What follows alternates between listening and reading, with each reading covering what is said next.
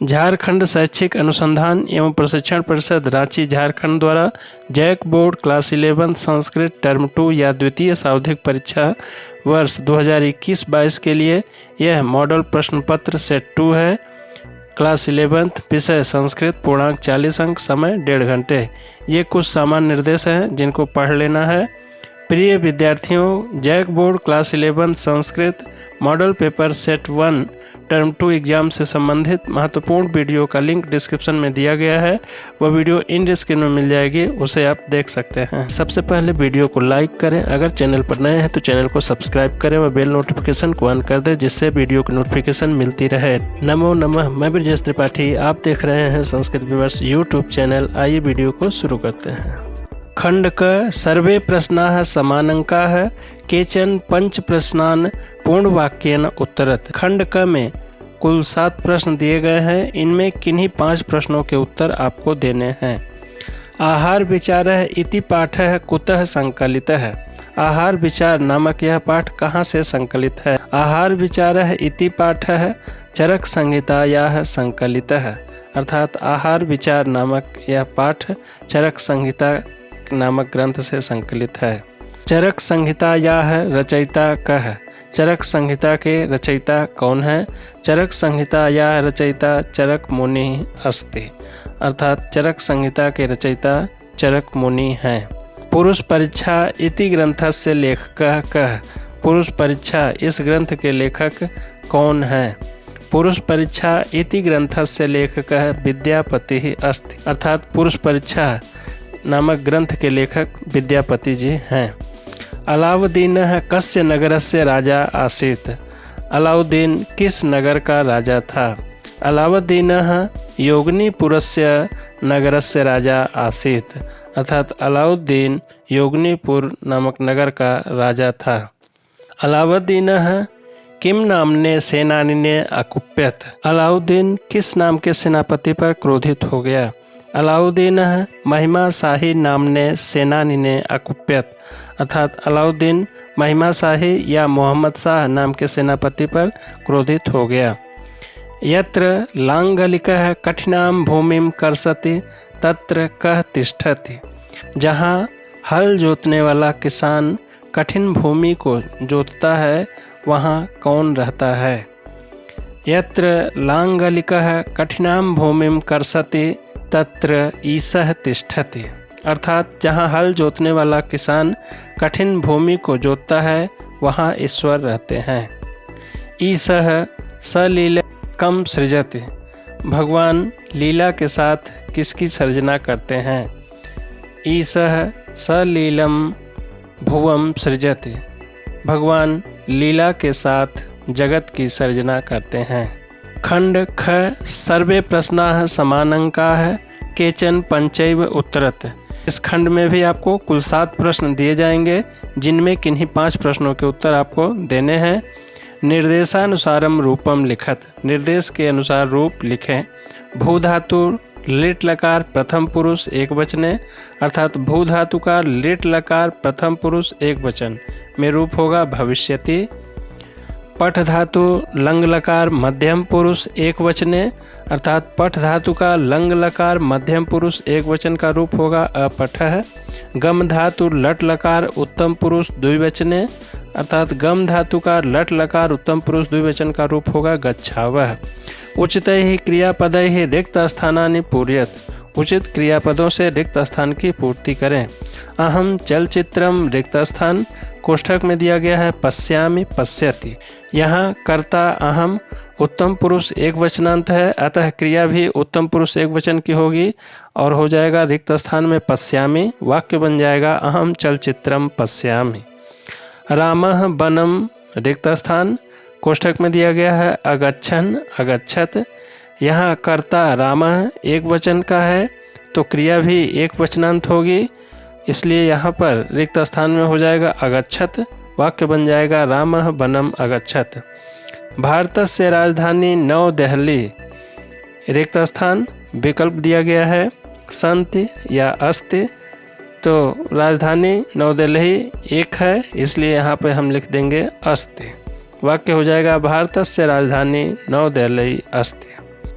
उचितम विभक्तिम संयोज्य रिक्त स्थानानि पूर्यत। उचित विभक्ति को जोड़कर रिक्त स्थान की पूर्ति करें। रिक्त स्थान निकषा तडागः अस्ति।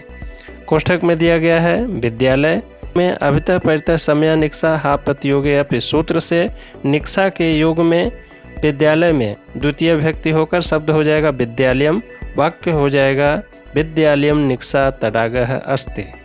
रिक्त स्थान सह सीता वनम गच्छति। कोष्ठक में दिया गया है राम सह युक्ते अप्रधाने सूत्र से सह के योग में राम में तृतीय विभक्ति होकर वाक्य हो जाएगा रामेण सह सीता वनम गच्छति।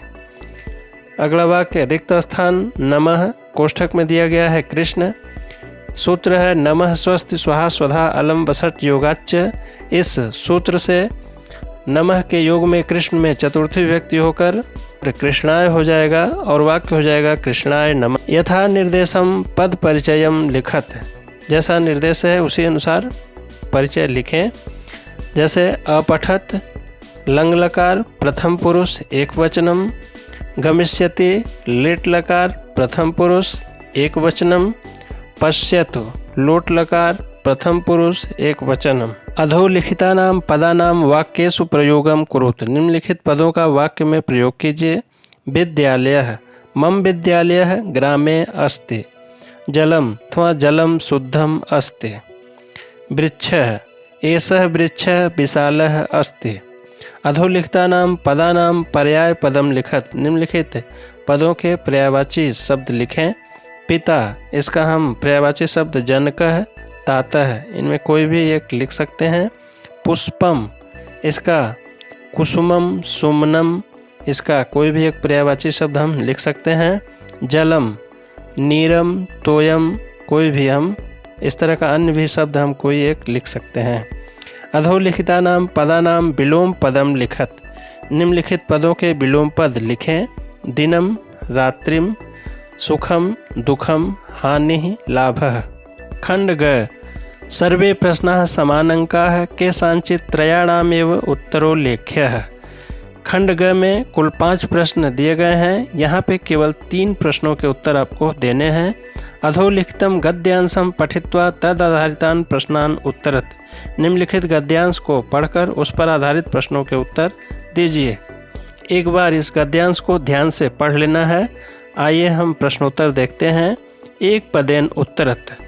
परेषाम उपकारः किम कथ्यते। इसका एक पदेन उत्तरत हो जाएगा परोपकारः। कस्याः सर्वस्वं परोपकारार्थम भवति। किसका सब कुछ परोपकार के लिए होता है। एक पदेन उत्तरत हो जाएगा प्रकृत्याः। पूर्ण वाक्येन उत्तरत, अर्थात पूर्ण वाक्य में उत्तर दीजिए। नद्यः किम अर्थम वहन्ति। नदी किस लिए बहती हैं।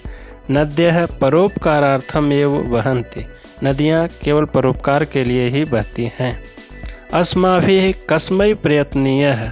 हमें किस चीज़ के लिए प्रयत्न करना चाहिए। अस्माभिः परोपकाराय एव सततम प्रयत्नीयः। हमें परोपकार के लिए ही सदैव प्रयत्न करना चाहिए। यथा निर्देशम उत्तरत। निर्देश के अनुसार उत्तर दें। फलन्ति इति कस्य लकारस्य रूपम। यह किस लकार का रूप है। तो यह लट लकार का रूप है, तो लिखेंगे लट लकारस्य। दुर्लभम इति पदस्य किम विलोम पदम अत्र प्रयुक्तम। दुर्लभम इस पद का इस गद्यांश में क्या विलोम पद प्रयुक्त है। तो यहाँ हो जाएगा सुलभम। यच्छति इति क्रियायाः कर्तृपदम किम। यच्छति इस क्रिया का कर्ता पद कौन प्रयुक्त है गद्यांश में। तो यहाँ हम लिखेंगे प्रकृति है। वार्षिक शुल्कम क्षमापनार्थम प्राचार्यम प्रति पत्रम लिखत। वार्षिक शुल्क के मुक्ति के लिए प्राचार्य को पत्र लिखें। जैसे हिंदी में सेवा में लिखते हैं तो लिखेंगे सेवायाम। फिर लिखेंगे प्राचार्य महोदय +2 उच्च विद्यालय पेटरवार बोकारो। विषय वार्षिक शुल्कम क्षमापनार्थम आवेदन पत्रम, अर्थात वार्षिक शुल्क मुक्ति के लिए आवेदन पत्र। यहाँ लिखेंगे महोदय, इसके बाद यह लाइन छोड़ देंगे। आगे फिर लिखेंगे सविनयम निवेदयामि यत्। सविनय निवेदन है कि अहम भवताम विद्यालय 11 कक्षायाम पठामि। मैं आपके विद्यालय में 11वीं कक्षा में पढ़ रहा हूँ। अहम एकः अति निर्धनः छात्रः अस्मि। मैं एक अत्यंत गरीब छात्र हूँ। मम जनकस्य आर्थिक स्थिति शोचनीया अस्ति। मेरे पिता की आर्थिक स्थिति दयनीय है। अहम वार्षिक शुल्क दातुम असमर्थः अस्मि। मैं वार्षिक शुल्क देने में असमर्थ हूँ। अतः वार्षिक शुल्क मुक्तम कृत्वा भवन्तः माम अनुगृह्णन्तु। अतः वार्षिक शुल्क से मुक्त करके आप मुझ पर कृपा करें। यहाँ हम दिनांक लिख देंगे जिस दिनांक को हम यह पत्र लिख रहे हैं, और यहाँ लिखेंगे भवताम आज्ञाकारी शिष्य, आपका आज्ञाकारी शिष्य। यहाँ लिखेंगे नाम और यहाँ लिखेंगे क्रमांक। अगला प्रश्न, मंजूषातः उचित पदानि चित्वा कथाम पूर्यत। मंजूषा से उचित पदों को चुनकर कथा की पूर्ति करें। आइए प्रश्न हल करने से पूर्व मंजूषा के दिए गए शब्दों को देख लेते हैं। दृष्टवा देखकर, हंसिन्याः हंसी के, क्रीडा मग्न खेल मग्न, वाल्मीकि वाल्मीकि ऋषि, नद्याम नदी में या नदी पर, प्रस्फुटितः प्रस्फुटित, मुखात मुख से, अभवत हुए, श्लोकम श्लोक, रामायण से रामायण का। आइए अब कथा देखते हैं। एकदा प्रातः काले महर्षि रिक्त स्थान शिप्रा तटे संध्याम उपासते स्म। रिक्त स्थान में मंजूषा से उचित पद हो जाएगा वाल्मीकि ही। वाक्य हो जाएगा एकदा प्रातः काले महर्षि वाल्मीकि शिप्रा तटे संध्याम उपासते स्म। रिक्त स्थान एकः हंसयुगल है। रिक्त स्थान में उचित पद मंजूषा से हो जाएगा नद्याम। नद्याम एकः हंसयुगल है, रिक्त स्थान आसीत। इस रिक्त स्थान में मंजूषा से उचित पद हो जाएगा क्रीडा मग्न, अर्थात नद्याम एकः हंसयुगल क्रीडा मग्न आसीत। सहसा रिक्त स्थान करुण विलापम श्रुत्वा महर्षेः ध्यान भंग जातः। रिक्त स्थान में मंजूषा से यहाँ उचित पद हो जाएगा हंसिन्याः। अचानक हंसी के करुण विलाप को सुनकर महर्षि का ध्यान भंग हो गया। विलपंत्यम हंसिनीम रिक्त स्थान में मंजूषा से उचित पद हो जाएगा दृष्टवा, अर्थात रोती हुई हंसनी को देखकर। महर्षि करुणापन्नः रिक्त स्थान में मंजूषा से उचित पद हो जाएगा अभवत, अर्थात महर्षि करुणापन्नः अभवत, महर्षि दुखी हो गए। तस्य रिक्त स्थान में मंजूषा से उचित पद हो जाएगा मुखात। अकस्मात एकः श्लोकः रिक्त स्थान जातः। यहाँ रिक्त स्थान में मंजूषा से उचित पद हो जाएगा प्रस्फुटितः। वाक्य हो जाएगा तस्य मुखात अकस्मात एकः श्लोकः प्रस्फुटितः जातः। तम रिक्त स्थान में मंजूषा से उचित शब्द हो जाएगा श्लोकम। तम श्लोकम ईश्वरस्य प्रेरणां मत्वा महर्षि रिक्त स्थान रचनां कृतवान। रिक्त स्थान में मंजूषा से उचित पद हो जाएगा रामायणस्य। वाक्य हो जाएगा तम श्लोकम ईश्वरस्य प्रेरणां मत्वा महर्षि रामायणस्य रचनां कृतवान। चंपू काव्यस्य वैशिष्ट्यम लिखत। चंपू काव्य के वैशिष्ट्य को लिखें। गद्य पद्य मयी रचना चंपू काव्यम कथ्यते, अर्थात गद्य पद्य से मिश्रित रचना को चंपू काव्य कहते हैं। श्रृंगार वीर शांतादि रसानां प्रयोगः चंपू काव्ये क्रियते। श्रृंगार वीर शांत आदि रसों का प्रयोग चंपू काव्य में किया जाता है। चंपू काव्ये सर्गाणां नामानि उच्छ्वासः उल्लासः इत्यादि पदैः क्रियन्ते। चंपू काव्य में सर्गों के नाम उच्छ्वास उल्लास आदि नामों से प्रस्तुत किए जाते हैं। विविधानां कथावस्तूनां प्रयोगः चंपू काव्येषु दृश्यते। विविध कथा वस्तुओं का प्रयोग चंपू काव्य में दृष्टिगोचर होता है। चंपू काव्येषु सरल गद्यानां प्रयोगः क्रियते। चंपू काव्य में सरस व सरल गद्य का प्रयोग होता है।